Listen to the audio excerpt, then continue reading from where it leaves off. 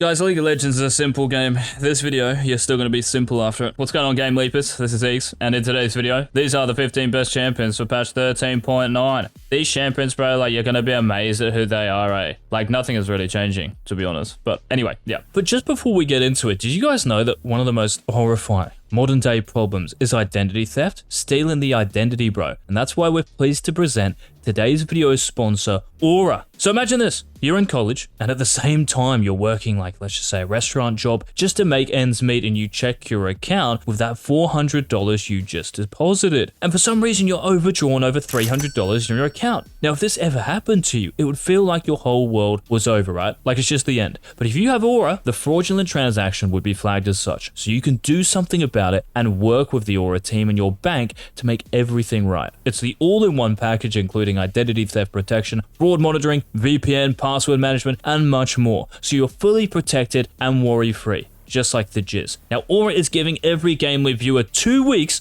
completely free of charge. You don't have to pay, so you can test their product to see how good it really is. Zero risk for maximum reward. So what are you waiting for? Click on our link, guys, in the description or in the comment section and get Aura right now. Go equipped. 15 most broken champions, here we go. We're going to start in the bot lane. So shout out to all your 80 carries and supports. Now, we've got 5 champions who you can play as a carry in the bot lane. Now, 2 of these are AP carry bot laners. The first of these is Karthus. Now, I don't know if you guys know, but Karthus at the moment is killing it, mate, especially in high reloads as an AP carry bot lane because everything is close range. He's an excellent counter pick to Xayah because Xayah has to get close to auto attack. Her range is kind of short, and because, you know, all those range AD carries apart from Jinx aren't really that good at the moment, Karthus really just crushes the bot lane. So he's the first one to consider picking. We also have a very similar champion here, this being Swain. Now for Swain Dog in 13.9, the Noxian General is going to be loving it, mate. There is going to be a Crow Storm, and we ain't talking Fiddle's ultimate, because he's getting buffed. His Q is, both in terms of like using one bolt and also using multiple bolts. The base damage and AP ratio, they're both going up. It's going to be insane. So if you have close range bot lanes and you have a Swain in there, whoever has Swain is going to win. I'm calling it right now. I think his win rate is actually going to improve a lot in the bot lane, but even in the mid lane. But I'll just recommend picking him as a counter pick to close range champions. If you're playing against range, you're not going to have fun still. So just keep that in mind when you pick either of these 2 champions, Karthus and Swain. Now the 3 AD carries, traditional AD carries to pick in 13.9, these aren't really changing either. Draven is the first one.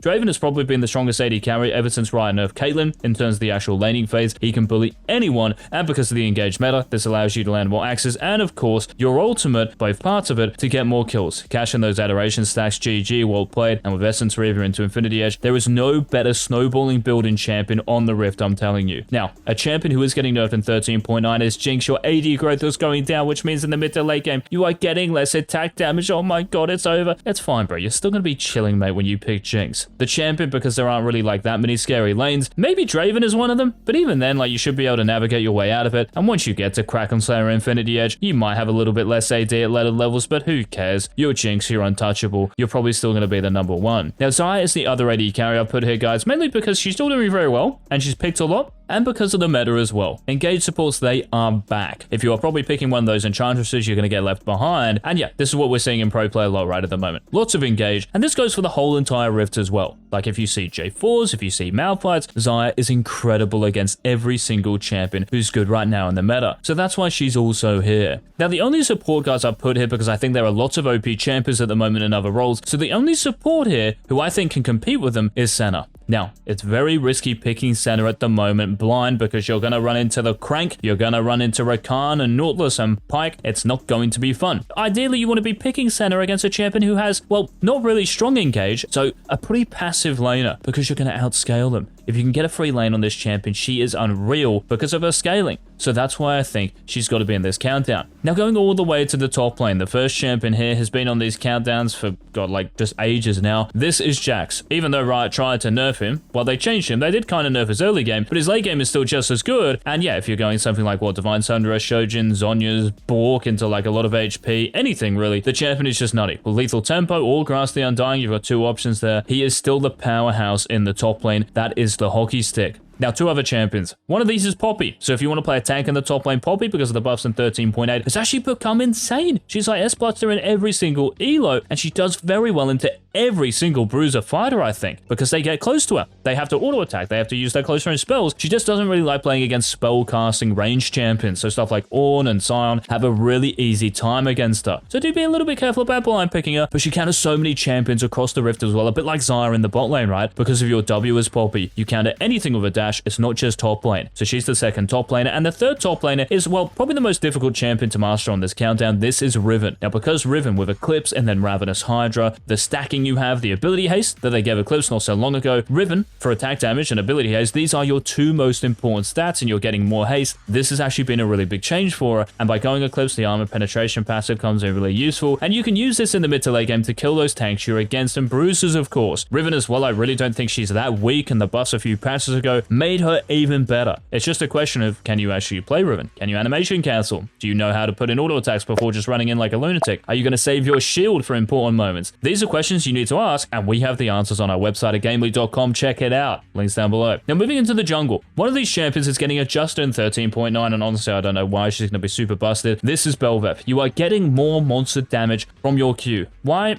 I don't know. There's a gold Bel'Veth main, you know, on the balance team and wants to get the platinum before this like kind of first season ends. But yeah, guys, that's what's happening. You're getting more monster damage from your Q. You're clearing camps quicker. Now, you are losing a bit of attack damage growth, but this doesn't really mean too much. Like, it's not going to equate to heaps in the mid to late game, a bit like Jinx as well, right? So what you're sacrificing is a bit of damage mid late game, but even more early game clear speed. Like, just get me out. This champion is going to be the best jungler, and honestly, probably the best champion in the game in 13.9. I'm calling it right now. Now, 2 other junglers here. First of all, we have Kha'Zix, who got buffed from last patch. The extra isolation damage you now have, because your Q got buffed, which then means it's like 2.5 times your isolation damage, and your isolation range got buffed as well, right? Champions can be closer to other champions and enemies, so you can actually proc this a heck of a lot more.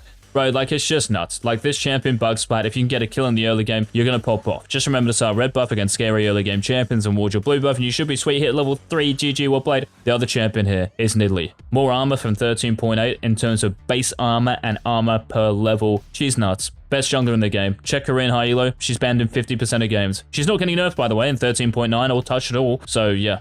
The Cougar is in this countdown. Now, moving into the mid lane, guys, the last row, 3 champions here, and they're all AP champions. So if you want to play attack damage, I'd recommend maybe like Talon. Kiana is pretty good. Akshan is really good as well. But yeah, the 3 most broken. They are all AP champions, but I think it's justified. The first of these is Annie. Riot nerfed Annie for support. She is still crazy good as a mid laner, and because the meta again is close range, that's why you guys should definitely have her in your champion pool. Also, because lots of players are going to be playing at close range in the majority of elos, because yeah, like playing at range isn't really a thing until maybe you reach higher elos.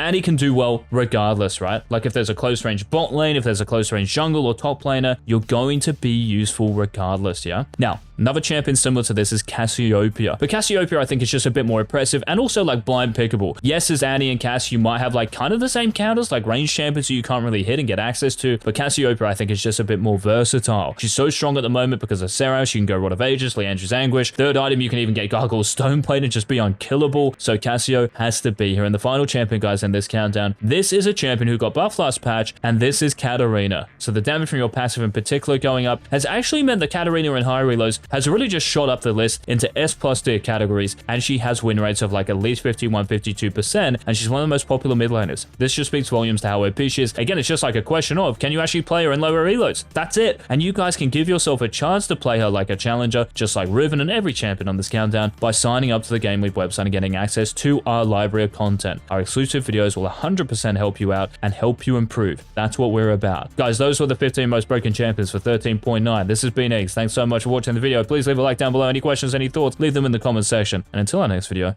bye.